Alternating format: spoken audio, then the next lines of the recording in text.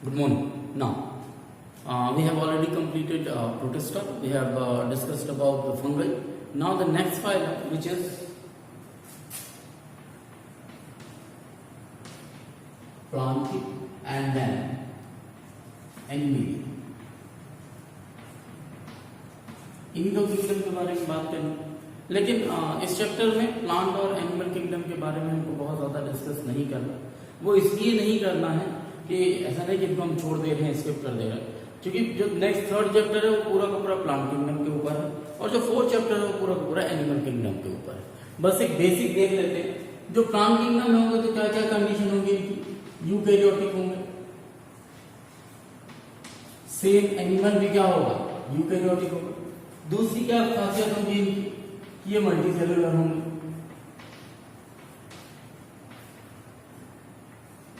Animal भी कैसा होगा?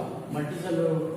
तीसरी जो खासियत है वो क्या प्लांट में पाई जाती है? That is cell wall present होगी, जबकि यहां पर क्या होगा? Cell wall absent.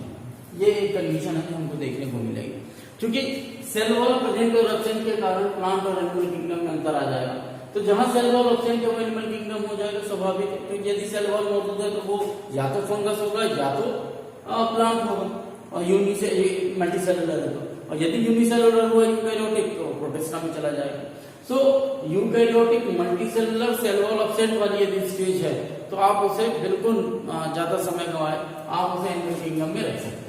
बट रही बात यदि प्लांट किंगडम की तो वो यूकैरियोटिक मल्टीसेलुलर और सेल वॉल के बाद एक और चौथी कंडीशन आती है। वो कौन सी आती है? प्रेजेंस ऑफ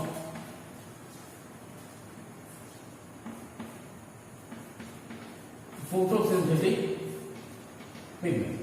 और ये फोटोसिंथेटिक पिगमेंट होने का मतलब यह है कि एक तरीके से क्लोरोफिल का मौजूद होना, और यदि क्लोरोफिल मौजूद है तो ये क्या करेगा? फोटोसिंथेसिस करेगा। और photosynthesis autotrophic mode of nutrition, autotrophic mode of nutrition. तो कुल मिलाकर जो प्लांट होंगे उनमें ऑटोट्रॉपिक न्यूट्रिशन होगा, they will prepare their own food, जबकि एनिमल किंगडम के साथ ऐसा नहीं होगा। एनिमल किंगडम में हेटेरोट्रॉपिक मोड ऑफ न्यूट्रिशन देखने को मिलेगा। लेकिन ये चीजें हम जैसा पहले कहा कि ये पूरा का पूरा प्लांट किंगडम आप पढ़ेंगे कहां? चैप्टर 3 में।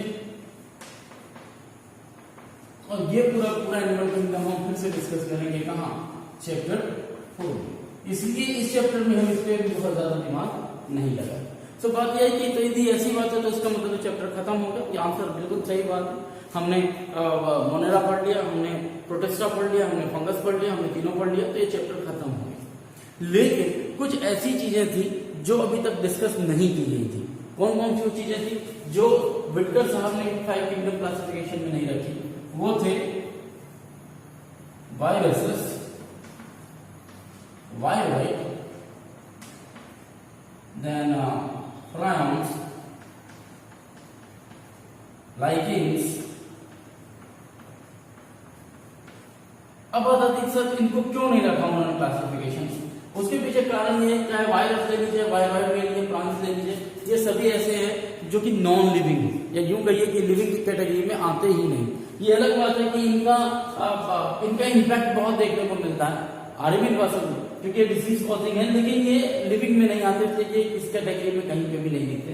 लाइकेन जरूर एक ऐसे हैं जो लिविंग में आते हैं, चाहे वो पर एक तरीके का ये एसोसिएशन है, सिम्बियोटिक एसोसिएशन है, क्योंकि इनके ज्यादा एसोसिएशन मिलता है इसलिए इनको एक ग्रुप में रख दिया गया, उसका नाम दिया गया क्या? लाइकेन्स।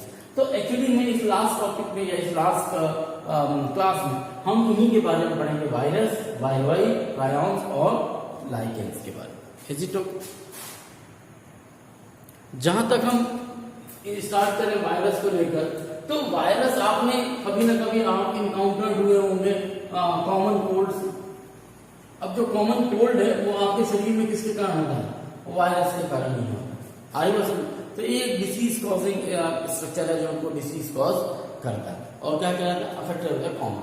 तो कॉमन कोल्ड जो होता है ये वायरस से होता है। अब यदि मैं इस वायरस की प्रॉपर्टी देखूं तो वायरस की प्रॉपर्टी के साथ प्रॉब्लम क्या है कि दे आर नॉन लिविंग। और यू आप ऐसा भी कह सकते हैं कि ये non motile cellular, they are non motile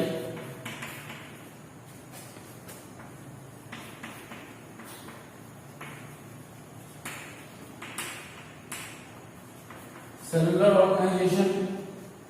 दूसरी सबसे बड़ी बात यह है, they are crystalline form outside living. मतलब जब तक ये स्ट्रक्चर किसी लिविंग स्ट्रक्चर के अंदर मौजूद नहीं होते, उनके बाहर होते हैं, तब तक किस फॉर्म में होते हैं? क्रिस्टल के फॉर्म में होते हैं, क्रिस्टलाइन फॉर्म में होते हैं, या यूं कहिए इनर्ट होते हैं, स्ट्रक्चर होते हैं। और जब तक, और जैसे ही ये किसी लिविंग बॉडी के अंदर पहुंचते हैं, once they enter in any living cell, क्या करते हैं? Start utilising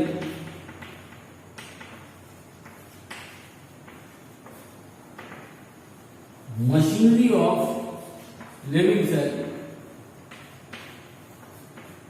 and behave as, उसको होस्ट की तरह बना लेते हैं और उसी लिविंग सेल की जो मैकेनिज्म होता है उसको यूज करना शुरू कर देते हैं। तो चूंकि ये लिविंग भी नहीं है, नॉन लिविंग में नहीं, यानी आप ऐसा समझ सकते हैं कि कंडीशनल है इनके साथ, कि जब तक ये बाहर है, किसी लिविंग के साथ इनका अटैचमेंट नहीं है, तब तक ये क्या है? नॉन लिविंग है, क्रिस्टलाइन फॉर्म में। लेकिन जैसे भी किसी तरीके से ये किसी के बॉडी में पहुंच जाते हैं, किसी लिविंग स्ट्रक्चर का पार्ट बन जाते हैं या लिविंग सेल में पहुंच जाते हैं, they will behave as a living structure. और फिर वो उसी लिविंग सेल की मशीनरी को यूज करके और अपने लिए भोजन इकट्ठा करने लगते हैं, रेप्लिकेट करने लगते हैं, मल्टीप्लाई करने लगते हैं, ये देखने को मिलता है। और जैसे उनको ये बात उनकी मशीनरी मिली,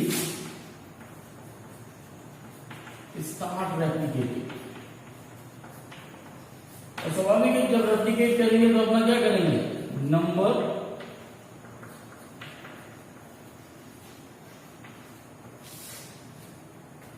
एक सेल से दूसरे सेल को भी इफेक्ट करेंगे, दूसरे से तीसरे को भी इफेक्ट करेंगे।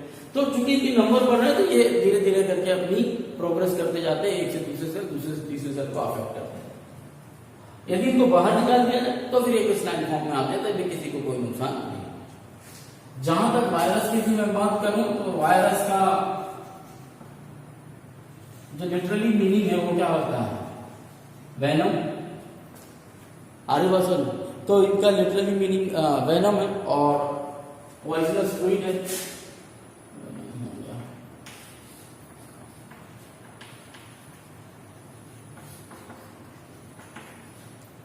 जहां तक आप स्ट्रक्चर वाइज देखेंगे तो ये non motile cellular organization slide form में होंगे और इंटर करेंगे जब किसी लिविंग में, तभी ये लिविंग की तरह बिहेव करना स्टार्ट।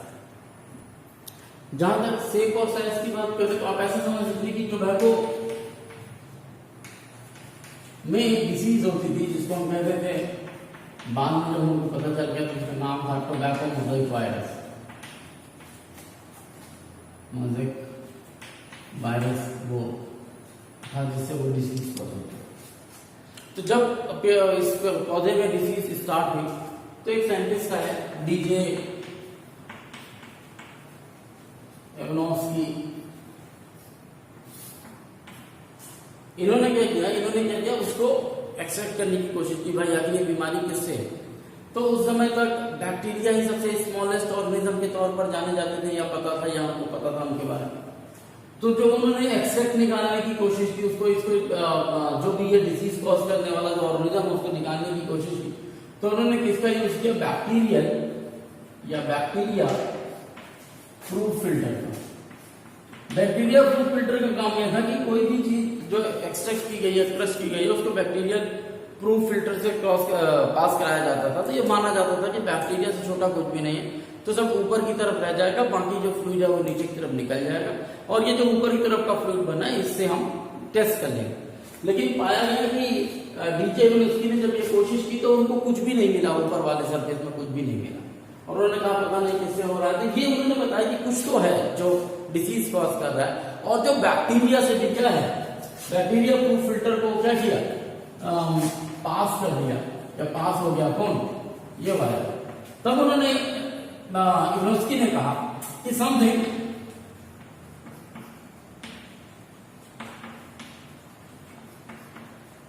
स्मॉलर देन बैक्टीरिया, जिसका साइज क्या है, बैक्टीरिया से भी छोटा। आगे बढ़ो। और जब ये वाली बात आई तो एक दूसरे साइंटिस्ट आए, नाम था उनका क्या, एमडब्ल्यू बेंजामिन। बुक से थोड़ा सा निकाल लेना, मुझे नाम और इनके स्पेलिंग बड़ी कंफ्यूज करती। तो ये बेंजामिन जो थे, ये इनके साथ एक कंडीशन ये थी कि इन्होंने क्या किया, इन्होंने टोबैको का जो प्लांट था उसको लिया, उसका एक्सट्रैक्ट निकाला और उस एक्सट्रैक्ट को पास किया उन्होंने किसमें,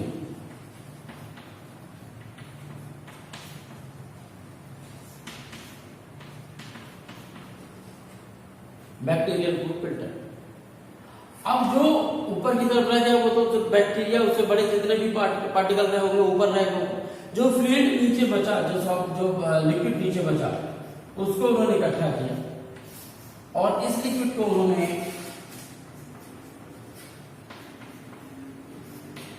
हेल्दी प्लांट के साथ, हेल्दी प्लांट में जब इंसर्ट करने की कोशिश की, पाया कि ये हेल्दी प्लांट भी क्या हो गया, डिसीज प्लांट में कन्वर्ट।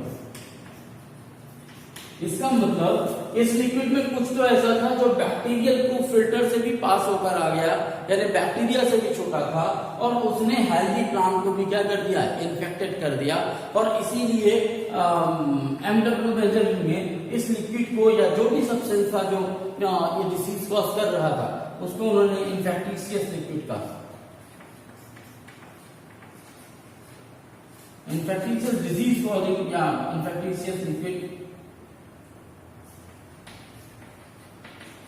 का नाम दिया, ताकि और ये बताने की कोशिश की कि कैसे जो बैक्टीरियल प्रूफ फिल्टर से भी पास होकर आ जा रहा है, उतने साइज, उससे भी कम साइज का जो है स्ट्रक्चर है, और ये हेल्दी प्लांट को भी डिसीज प्लांट में कन्वर्ट कर दे रहा है। और उसको उन्होंने इन्फेक्टिशियस फ्लूइड लिक्विड या इन्फेक्टिशियस लिविंग फ्लूइड कह सकते हैं आप।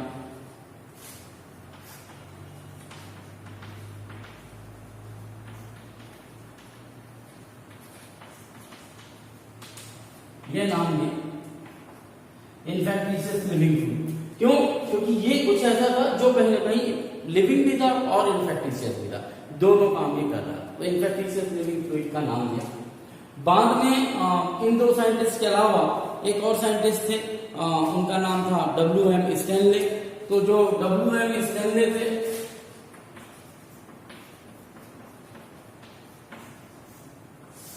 उन्होंने वायरस के स्ट्रक्चर के ऊपर काम किया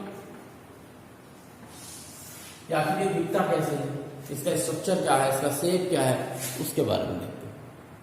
जहां तक रही बात WM स्टैनले की, तो इन्होंने ये क्रिस्टलाइन नेचर बताया,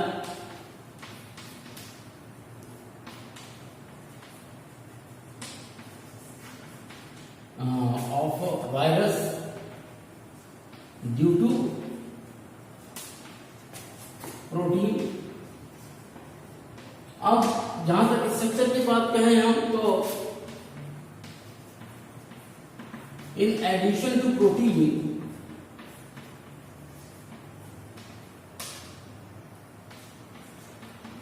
viruses also have nucleic material.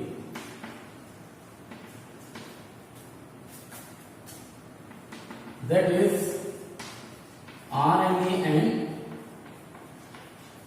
DNA. Protein के अलावा वायरसेस में क्या मौजूद था, RNA और DNA मौजूद, but both are not present in single organism या in single virus। तो आइडर RNA और DNA दो में से कोई एक चीज मौजूद होगी। अब वो भी क्लासिफिकेशन है कि यदि प्लांट इन्फेक्शन है, प्लांट इन्फेक्टिशियस वायरस है, तो उसमें सिंगल स्टैंडर्ड आरएनए है। लेकिन यदि वायरस एनिमल अफेक्ट करता है या एनिमल अटैक करता है, तो वहां पर आपको सिंगल है डबल स्ट्रैंडेड आरएनए भी मिल सकता है एंड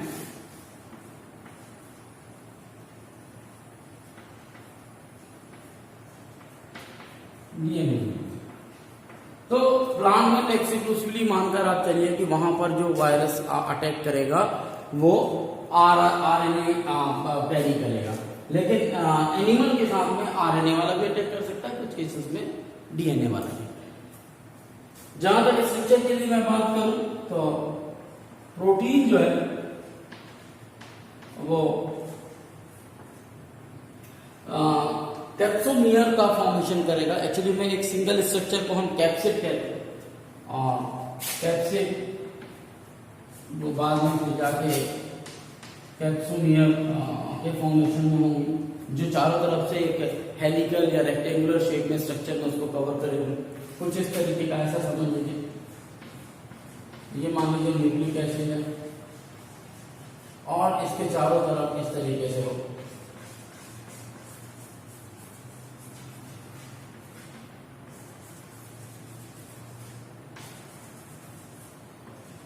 ये जो स्ट्रक्चर दिख रहा है आपको, ये आपका न्यूक्लिक एसिड है और ये जो स्ट्रक्चर दिख रहे हैं ये कैप्सोमियर आरिवस। इसी तरीके से कुछ ऐसे वायरस भी है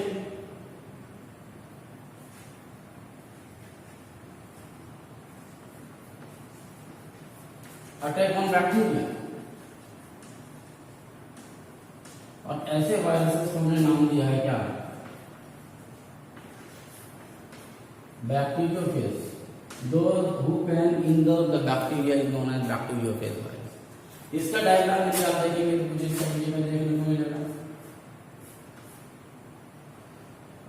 ऐसा फिर जहां पर ये क्या है, प्रोटीन कोट, ये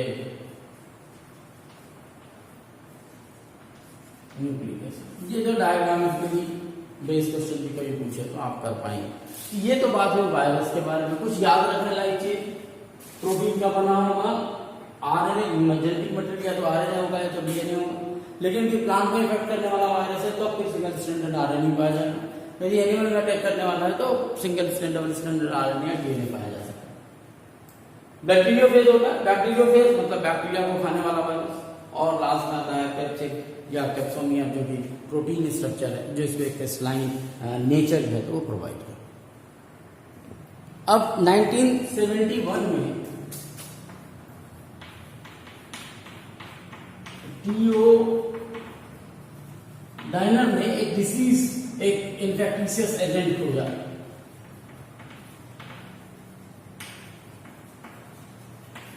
which is smaller than viruses। Viruses से भी छोटा था और डिसीज क्या कॉज करता था, spindle tuber disease, potato spindle tuber disease.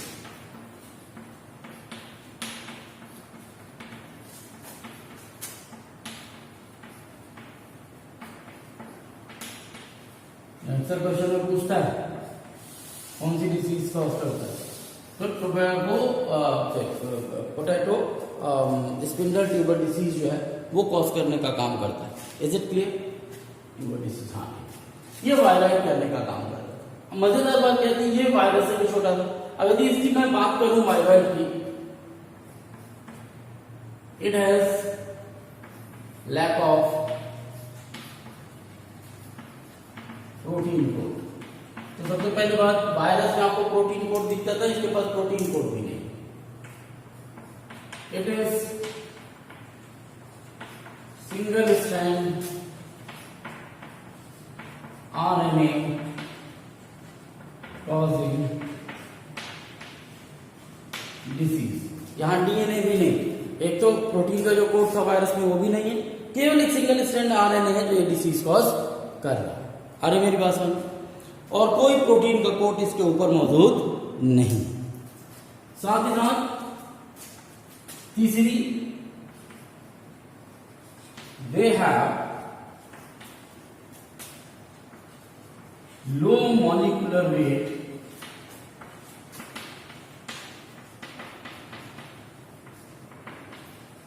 Nucleic acid. मतलब ये जो आरएनए जो न्यूक्लिक एसिड था उसका जो मॉलिक्यूलर वेट था वो भी वायरस से जो है तो क्या था, कम था। तो अभी तक हमने देखा वायरस जो कि एक नॉन लिविंग क्रिस्टलाइन स्ट्रक्चर थे, वो कम से कम उनका जो स्ट्रक्चर था प्रोटीन और न्यूक्लिक एसिड से मिलकर बना था। फिर हमने वायरस देखा, वायरस उससे एक कदम आगे निकला, वायराइड देखा, वायराइड उससे एक कदम आगे निकला, ये भी डिसीज कॉज करता है, लेकिन प्रोटीन कोड नहीं है, केवल जो है तो सिंगल आरएनए स्ट्रक्चर है जिसका मॉलिक्यूलर वेट भी क्या है, बहुत कम है, और सिंगल स्ट्रैंडेड आरएनए जो डिसीज कॉज करता है। डिसीज का नाम क्या है, पोटैटो स्पिंडल ट्यूबर डिसीज। तो ये वो डिसीज कॉज करता है। तो इस तरीके से हमको ये बात समझ में आ गई। और चूंकि ये सिंगल स्ट्रैंडेड आरएनए ही होता है, इसमें और कुछ होता नहीं, इसलिए इसको वाइवाइड कहते हैं। उसके बाद एक और नया ऐड हुआ है तुम्हारी बुक में, प्रायोन्स। ये भी डिसीज कॉजिंग है।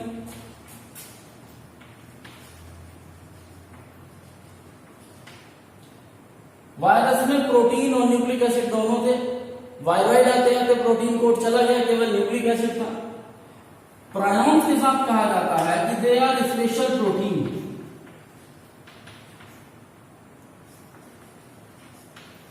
ये प्रोटीन स्ट्रक्चर है, स्पेशल प्रोटीन विच कॉज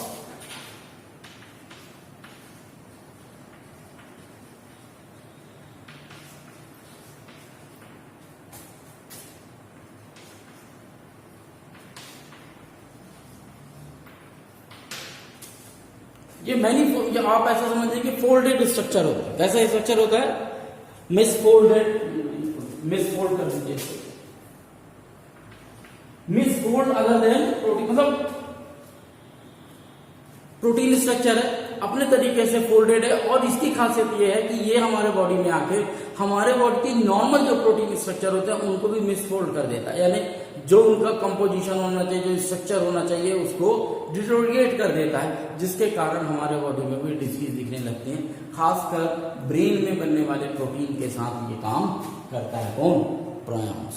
तो misfold protein, they have ability to transform the property to the normal cell and they can fetal in both animals में भी और ह्यूमन बीइंग में भी आराम से ट्रांसफर हो सकता है, फीटल होता है, मिसफोल्ड करता है, और नॉर्मल सेल जो हमारी बॉडी के नॉर्मल प्रोटीन है उनको भी ये करने के लिए वो क्या कर लेता है, एग्री करा लेता है। तो प्रायोन्स एक्चुअली में काफी खतरनाक बीमारी है। एक तरीके की बीमारी, इसका एक नाम आता है CJD करके है, मुझे नाम अच्छे से याद नहीं है इसलिए मैं नहीं बताता, बोल रहा हूँ, बाद में जरूर कभी मौका मिलेगा तो उसको बता दूंगा। CJD ऐसे स्मॉल फॉर्म में याद है तो वो बता रहा हूँ, प्रायोन से होने वाली वो डिजीज है जो कि देखने को एसिड की। तो हमने ये देख लिया कि प्रायोन्स स्पेशल प्रोटीन बनाएंगे which cause misfold the protein, they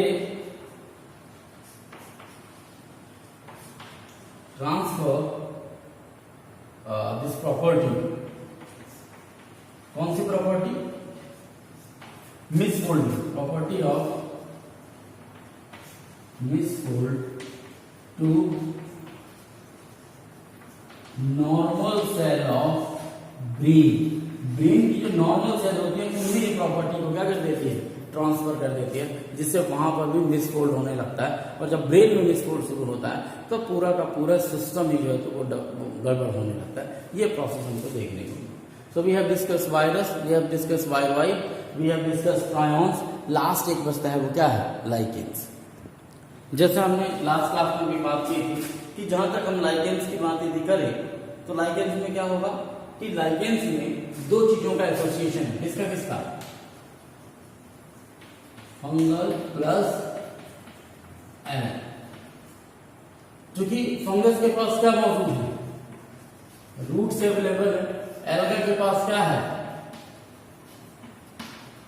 photosynthetic pigment मौजूद। तो इसलिए ये दोनों आपस में क्या कर देते हैं? एक एसोसिएशन बना देते हैं ताकि हम आपस में मिलकर काम कर सकें। जहां तक रही बात एल्गा की और फंगस की, तो फंगल कंपोनेंट को हम मायोबॉन्ड और फाइकोबॉन्ड इनको कहते हैं एल्गा को फाइकोबॉन्ड और इसको कहते हैं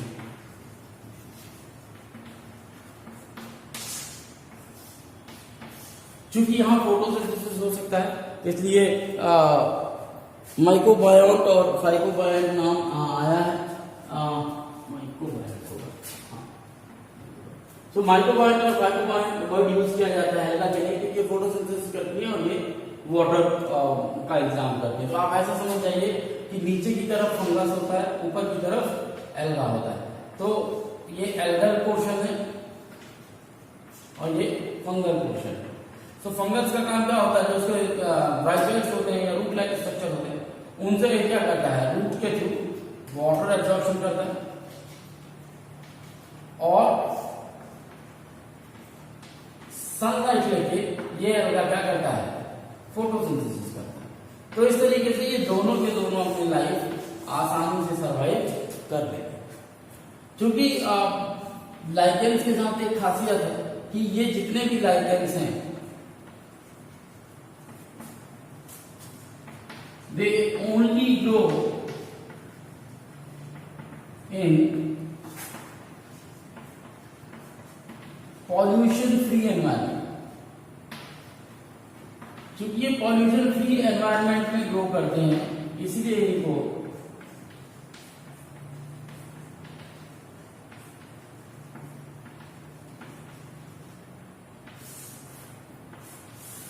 पॉल्यूशन इंडिकेटर भी कहा जाता है। क्या कहा जाता है? Pollution indicator. क्योंकि इंडिकेट करते हैं यदि ये नहीं ग्रो हो पा रहे मतलब वहां पॉल्यूशन है, यदि ये ग्रो हो रहा है इसका मतलब वहां पर पॉल्यूशन नहीं। तो एक तरीके का सिम्बियोटिक एसोसिएशन फंगस और एल्गा का, क्योंकि फंगस फूड नहीं बना सकता है, एल्गा वाटर नहीं एब्जॉर्ब कर सकता, तो इन्होंने आपस में एक तरीके का एसोसिएशन बना लिया कि आधा काम तुम करो आधा काम हम करेंगे और बाद में जो भी फूड प्रिपेयर होगा वो हम दोनों बांट कर खा लेंगे।